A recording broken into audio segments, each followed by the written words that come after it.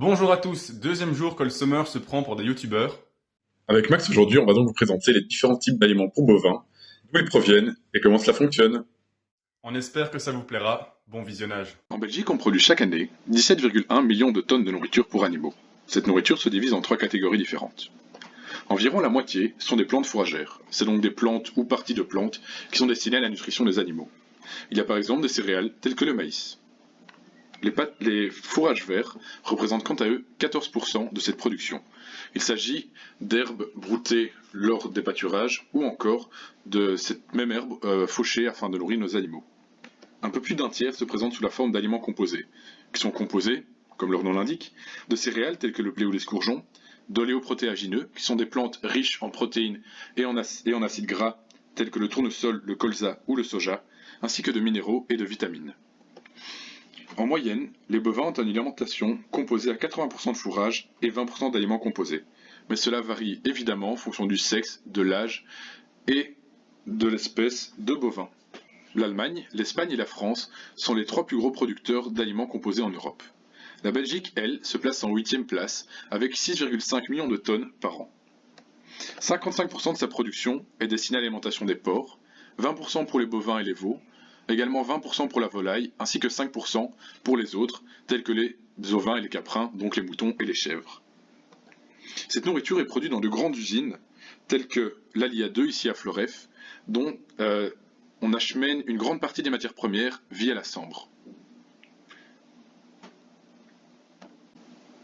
On va maintenant se retrouver sur le terrain avec Maxime. Voici la ferme Mouillard à Bième pour vous présenter un peu les différents types de nourriture donnés aux bovins. Dans la ferme ici, il y a plus ou moins 650 bêtes, dont les veaux que vous pouvez voir derrière moi, et une quarantaine de laitières comme celle ici. La nourriture que je vais vous présenter, c'est principalement ce qui est donné en hiver, parce que pour l'instant, les vaches sont en prairie et on donne très peu d'additifs. Ici le tour de la nourriture bovine avec deux céréales qui sont produites en Belgique, l'avoine et l'orge d'hiver. Vous avez ici l'orge d'hiver qui va ensuite passer dans la pâtisseuse ici au-dessus pour obtenir ce qu'on a en dessous. Et donc vous voyez que le grain a été broyé et ça permet ainsi une meilleure digestion pour l'animal. Une autre céréale importante, c'est l'épeautre, il n'y en a pas ici aujourd'hui, et elle va être donnée aux veaux blanc-bleu belges. Ici nous avons un mélange de plaquettes de lin et de tourteaux de colza. Ces deux éléments sont très importants dans la production de viande bovine parce qu'ils apportent la partie la plus importante, c'est-à-dire les protéines. Les producteurs utilisent aussi du soja, qui est moins cher et qui possède plus de protéines, donc on peut se dire que c'est plus intéressant, mais ce sont forcément des OGM qui viennent souvent d'Amérique du Sud. L'avantage donc du colza et du lin, c'est qu'on peut le produire en Belgique, il peut venir aussi d'Allemagne ou des Pays-Bas, mais ça reste très proche. Ici, ce sont des pulpes séchées de betteraves, dont la betterave est produite directement sur la ferme, qui doivent juste subir une transformation. Ces copeaux de betterave sont très intéressants pour les bovins, les ovins et les caprins. Elles sont très riches en fibres et en énergie. Elles vont aussi avoir un effet galactogène, ce qui signifie qu'elles vont stimuler la production de lait. Elles sont également très digestes. Mais comment passe-t-on donc des betteraves que nous retrouvons dans les champs aux fameux copeaux que Max tient dans sa main? Eh bien, les betteraves sont récoltées et amenées à la sucrerie. Elles vont ensuite être lavées et découpées. Elles vont être trempées dans de l'eau chaude qui, grâce au principe de l'osmose, va extraire une grande partie du sucre de nos morceaux de betterave. On va ensuite isoler l'eau et en la faisant s'évaporer, on va obtenir du sucre, évidemment.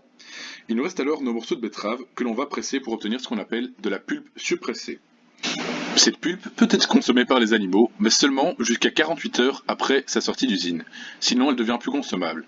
Il faut donc trouver un moyen de conserver cette pulpe. Nous avons donc deux choix.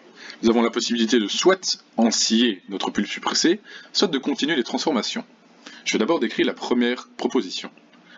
Donc, pour l'ensiller, il faut d'abord l'isoler de l'air. Pour cela, nous allons utiliser des bâches. Ensuite, des bactéries lactiques vont se développer dans ce milieu et vont commencer à dégrader les sucres présents. Ce processus de fermentation va augmenter l'acidité du milieu. Les attaques microbiennes vont donc être impossibles grâce à la diminution de ce pH. Ou alors, nous pouvons continuer nos modifications. Pour cela, nous allons envoyer nos pulpes dans une usine. Nous allons les faire passer dans un tambour sécheur où elles seront mises en contact avec de l'air chauffé à 600 degrés pour déshydrater nos pulpes. Elles vont ensuite être envoyées dans un broyeur et une presse pour former les pellets que Max tenait finalement dans sa main. Ici, il s'agit d'avoine, qui est une céréale facile à produire, qui va être donnée aux jeunes animaux, aux animaux d'1 an et demi, 2 ans, pour un peu activer l'appétit sexuel. On va ainsi donner environ 1 kg, mais ça va permettre de pouvoir inséminer plus facilement les bêtes. Ici, c'est facile à reconnaître, il s'agit du maïs, qui va être uniquement donné aux vaches laitières.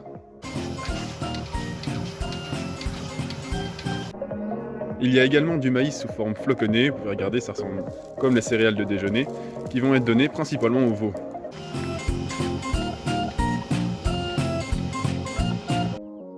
Pour finir, voici les sacs de minéraux qui vont être rajoutés en plus dans la ration avec le mélange. Les minéraux, ils vont servir soit pour les laitières, soit pour les taureaux d'engraissement, soit pour les jeunes bêtes. Au niveau du stockage extérieur, vous avez un silo de maïs où on va mettre ensemble et le grain et la tige. Ceci va servir principalement de remplissage. Le maïs en entier est une matière première qui va servir à l'apport d'énergie pour l'animal. Ici, il s'agit d'un silo de protéines qu'on va retrouver sous forme liquide plutôt, ou visqueuse. Sans oublier la paille qui va servir de fond pour l'étable en hiver.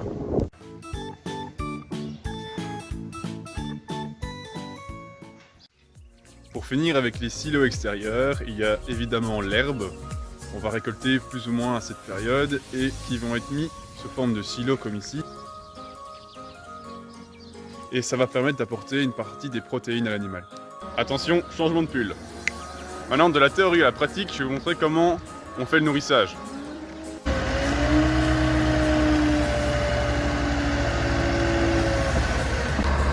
Donc ici, le maïs est versé directement dans la mélangeuse avec les autres ingrédients.